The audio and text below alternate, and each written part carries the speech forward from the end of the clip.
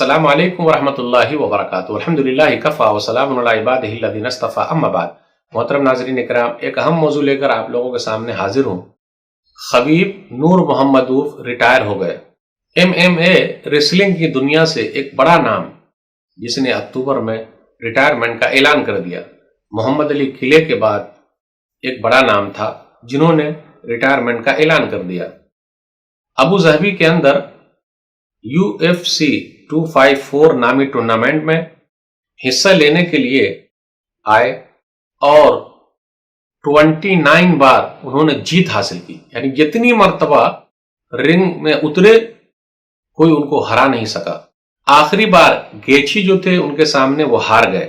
خبیب نے یہ کہا یہ میری آخری لڑائی ہے، اب میں نہیں لڑوں گا، کیونکہ میرے ابا دنیا میں نہیں رہے۔ 2020 میں کورونا وائرس کے وہ چلے گئے، تو بغیر ابا کے میں کیسے لڑ پاؤں گا؟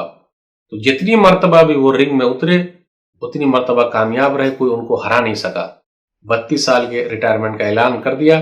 ماشاءاللہ بڑے نمازی ہیں، نماز کا اہتمام کرتے ہیں، چہرے پر داڑھی ہے۔ دیکھا آپ نے کیا داڑھی ترقی میں رکاوٹ بنی؟ جی نہیں میرے بھائیوں۔ تو ہم ایسے لوگوں کو سلوٹ کرتے ہیں، سلام کرتے ہیں۔ انہی چند کلمات کے ساتھ میں آپ سے رخصت ہوتا ہوں۔ السلام علیکم ورحمۃ اللہ وبرکاتہ۔